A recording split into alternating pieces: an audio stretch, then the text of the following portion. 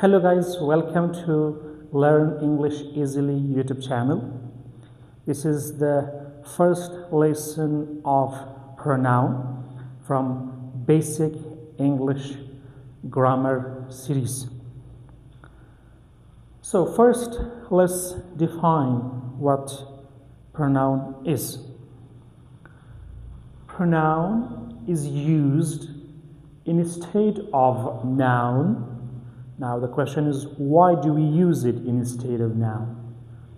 The reason is, the purpose is to avoid its repetition, so that we should not have to repeat the same noun again and again. That's the main reason we have created pronoun. Okay, let's have an example. It'll be clearer. Suppose I'm going to say that Angelina is my friend. In the next sentence, then I don't use the name Angelina. I go with a pronoun. I say what? She is a good girl. Angelina is my friend. She is a good girl. Now, in these two sentences, I have not repeated the same noun again. The first sentence I had Angelina, and in the second sentence, I went with she, which is a pronoun. So, that's how we avoid repetition. Now, if you have paid a little bit attention to it or have reflected on it, you may have come up with this question that, okay, I've taken out Angelina and I've put she. What's the benefit? So I'm not saying Angelina, Angelina, Angelina, but I'm saying she. So what's the problem? What's the benefit of it? Well, actually, it's not like that. I mean, English pronouns are not only this, that you take out Angelina and you put she. That's it. No. Pronouns are created in order to help us widen our vocabularies. Now, why did we do that? First, you have to keep one thing in mind, and I hope you will remember it forever. It's quite significant in any language, including English language, that you do not repeat something many times. We should avoid repetition as much as possible. Now, I can do that with verbs, with adjectives, with adverbs, a lot of things. But what should I do with noun? Now, for example, a girl's name is Angelina, or a boy's name is, for example, Ahmed. Now, so I cannot call Angelina something else. Her name is Angelina. I cannot call Ahmed anything else. His name is Ahmed. So what should I do with it now? I don't want to say big. That's okay. I'll say large. I'll say great. I'll say something else. No problem. I don't want to say, for example, decrease. I'll say reduce. I'll say mitigate. That's okay. I have some options. But with noun, I don't have that options. My hands are too tight. I can't do anything. I cannot call her something else. She's Angelina. I cannot call him anything else. He's Ahmed. So here comes the pronoun. Now, what does pronoun do? Pronoun is a kind of machine where you put one word, a noun, and in return it gives you at least 8 words. A very wide range of vocabularies. When we study letter, you'll understand that it even gives us more than 8 words, but it is at least the minimum number. The minimum number of words it provides us with is 8 words. Example, I have the word Mitra. Okay, it's a noun, a female name. Now I'm giving this name to pronoun. I want pronoun to return me with some more words. How many words will it give me? 1, she. Second, her. Third, hers. Fourth, who. Fifth, who. Sixth, that. Seventh, whose. Eighth, herself. It's possible to have more than that as well, but 8 is the minimum number to have. So this is the core reason we have pronoun in English language. So I hope that you will keep it in mind that pronoun is not only just he or she, it's much wider than that. We cannot, or we will not discuss about all these 8 kinds in this series, in this level, because as the name is, basic English grammar, so it's basic, but some of them will be discussed in advanced grammar. So I hope we get there and you guys will follow that as well. We'll talk about that as well, so we will have a wider range of vocabularies. But in this basic class also we're going to talk a lot, many kinds of pronouns. So I hope now we have a better understanding of pronoun, that when we say it avoids repetition of noun, this is what we exactly mean. Let's get to kinds of pronoun. In this video, we're just going to talk about one kind of pronoun, which is quite important, and that is personal pronouns. Now, personal pronouns themselves divided into 2 categories, 2 groups. First is subject or subjective pronouns, and the second one is object or objective pronouns. Now, what is subject pronouns? This is a very brief definition. They function as subject.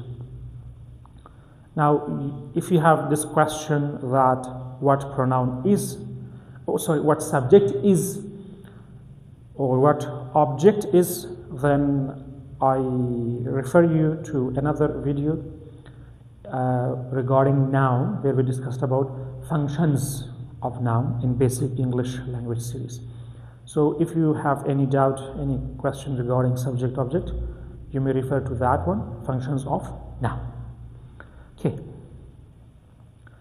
So subject pronouns, one example I've brought here, they study English. In this sentence, they is subject. They study English, they do something. Okay. Subject is not always door of action, it is a little bit wider than that, but for now we're not going to talk about this, so you guys may refer to that video. They study English. In this sentence, they is our subject, which is a pronoun, subject pronoun, and subject pronoun itself is personal pronoun. Object pronouns, again a very brief definition. They function as object. That's the definition. They function as object. Example, I know. I, a subject, and doer, I know. Now there should be someone or something that I know. So I say I know her. Her is the object of my action. And her is object pronoun, which is personal pronoun. So the most imperative kind of pronoun is called personal pronoun. Why it's imperative? Because we use it a lot. This is the most common pronouns that we have in English language. And itself is divided into 2 kinds, subject and object. Let's have some more examples about subject and object pronouns. And first let's know them, what are subject pronouns and what are object pronouns. This series, this list, they're all subject pronouns, and this list are object pronoun. So subject is I, first person singular, I. Example, I am speaking. Here I is subject because I am doing something. I am speaking. Yes, so it is subject. What if I become object, means something happen on me, if something happens on me? That case, I will become me. Example, She called me yesterday. Who called? Who did this action? She. Who was called? Who was the receiver of that action? Me. No, it is not she called I. No, she called me yesterday. When I am receiver of action, when something is happening, then it is not I, it is me. If I do, it is I. If something happens, then it is me. Second one, we have we. It is again first person, but it is plural. We, group. For example, we say, we are glad. We are happy. We are happy. In this sentence again, we is subject. If we becomes object, then it turns to us. Yes, it becomes us. We, subject, us, object. Example, they will invite us tonight. They will invite. They are doer of action. They are subject. They will invite. Who will be invited? Who will receive that action? Us. They will invite us tonight. This is object. You as subject, for example, you are learning English. In this sentence, you are doing something. Yes, you are learning English. You are doing something. You are actually your subject. If something happens to you, again it remains you. You is singular as well, and it is plural as well. Both of them are same, you, for one person or for more than one person. And the subject and object, again they are same. For example, you are learning English. In this sentence, you are doing something. You are subject. I am. Now, I am talking, or I am speaking. I am speaking. Here I am doer of action. I am speaking with you. Here you are object. I am subject and you are object. So you as subject and object are same. Both of them are you. Next one which we have is he. He is first one person, third person, singular for masculine names. He, for example, he is an athlete. He is an athlete. In this sentence, he is subject.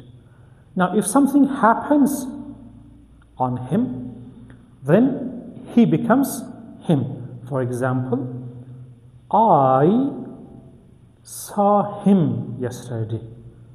I did this action. I saw, second form of see. I saw him yesterday. I did the action and he received the action. Next one is she. She is again third person, singular for females, for feminine. Example, she is a business woman. She is a business woman. In this sentence, she is subject. If something happens to her, then it becomes what? Her. Object. For example, I what? I listened to her yesterday. I did this action. I listened. I did this. I listened to her. She was receiver of that action. I listened and she was the one that was listened to. I listened to her yesterday. So she is subject, her is object. Next one which we got is it. For example, it is a whiteboard. It has, for example, bright color. Yes, it's subject. If something happens to it, again it remains it. Just like you, it also subject and object are same. Example, I eat it. I eat it. For example, there is a fruit or fruit, whatever. So say, I eat it. Yes. Or I use it. Again, I am the subject and it is object. The last one which you got is they. They is again third person, but it is plural for more than one person or one thing or one place, doesn't matter. For example, they are expensive. They are expensive. Here, again, they is subject. But if something happens to them, then they becomes them. For example, I bought them 2 weeks ago. I bought them 2 weeks ago. I did the action, I bought, and they received the action. I bought and they were bought 2 weeks ago. That's it, guys. A very simple lesson about pronoun. And one kind of pronoun, that is personal pronoun. So I hope you have understood why we have pronoun, and also you have understood the subject and object pronouns. Particularly objects are a little bit confusing for the basic learners, but I hope with the example I told you, it has become clearer. Still, if you have any question about this lesson or about the previous lessons, if you have any suggestion, if you have any topic that you still are struggling with and you want some help in that, just comment it. I'll be more than happy to get to that. Have a good time. Take care.